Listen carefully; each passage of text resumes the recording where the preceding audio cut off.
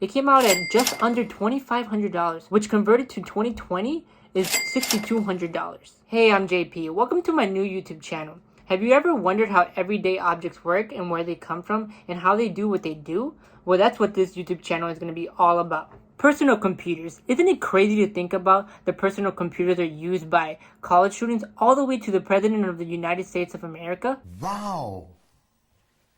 The craziest part about all of this is literally 40 years ago, the first personal computer was created. The tech giant itself, IBM, came out with the first personal computer in 1981, the IBM 5150. The IBM personal computer. Try one on at a store near you. Compared to the average computer now that has 16 gigabytes just in RAM, it takes 1 million kilobytes in order to get 1 full gigabyte. This storage is like comparing a huge warehouse to one of those UPS rental units that you get to put your old mattress in. The crazy part about all of this, at its time, this computer was a monster.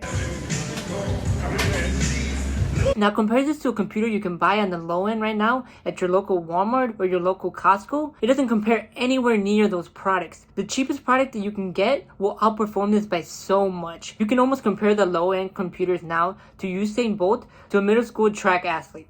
The awesome part about this is that 40 years ago, no one knew that computers would be where they're at right now. I mean, if you think about it, everyone uses computers. Everything can be done on the computer. And not to only talk about that, we've been able to convert computers also to these small devices. The IBM 5150 came at a whopping $1,560. So think about that, you can get a way better computer nowadays for half that price. What? Bro, what are you talking about, man? To have a computer that can edit, record, stream, and then also play games at the same time if you wanted to. Now we're talking about the IBM 5150 because this is the first computer that actually changed everything for personal computers going on in the future. This computer was actually able to hook up to the average home TV set, which is crazy for the time. Now let's go ahead and fast forward a couple of years, approximately 4 years to be precise.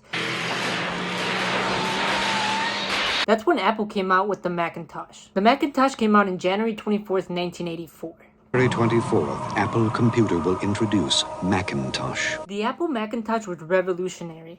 It came out at just under $2,500, which converted to 2020 is $6,200. Nowadays, you can get a car for $6,200, or you can pay for 3 to 4 months of your rent. The Macintosh came out with a whopping 128 gigabytes in storage compared to the measly 16 gigabytes that the IBM 5150 had. Look, can I... The Macintosh had a graphical user interface, built-in screen, and a mouse, which was revolutionary for the time. Enter Steve Jobs. I'd like to let Macintosh speak for itself. Arguably one of the most historic entrepreneurs known to mankind. Now exactly what are inside of computers and how do they function? All computers have a motherboard, CPU processors, GPU graphics card, RAM for memory, storage device, so a power supply. Changing its atomic isotoner into a radioactive spider. All of this may seem like a lot, but let's put it all together. We're first going to start off with the motherboard. The motherboard is basically the foundation of the computer. You can pretty much think about this as a foundation to a home. Everything's going to get plugged into it and it's going to support everything and make sure everything works together. Now that you have a better understanding on the motherboard of the computer, let's move on to the CPU. The CPU is pretty much the brain of the computer. The CPU allows you to run everything that you need to do. Without the CPU, you wouldn't be able to use a computer at all. This can pretty much be compared to the human brain. Without it, you really can't do anything. Now let's go ahead and move on to the GPU, short for graphics card. You can pretty much think of the graphics card as a quarterback for the computer, as well as it really deals with anything visual or anything that has to use a lot of power. Pretty much if you're going to run any software, you're going to play any games, if you want to run higher FPS, meaning you want it to run a lot smoother, you're going to need a stronger GPU for this. Now let's go ahead and talk about memory, RAM. This is the short-term memory. Short-term memory. Usually this comes in 1 or 2 RAM sticks. You can do 16 gigabytes or 8 gigabytes. They're fairly cheap and it's really good for your computer. So basically think of RAM as storage being used at that instant. Now the big question comes up, where is all your files going to be stored? Where are all your games going to be downloaded? Where are all your clips going to be saved? That's where the storage comes into play.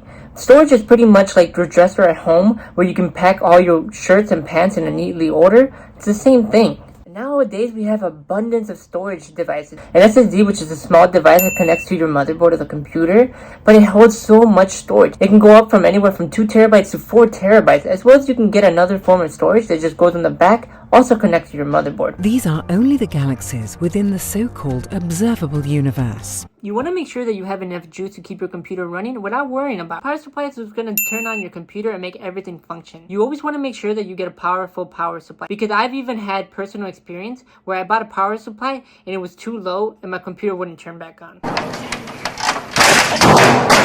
Now I'm going to go ahead and show you guys my personal computer. You guys can go ahead and check out my desktop and see what's inside of it and see exactly what I talked about.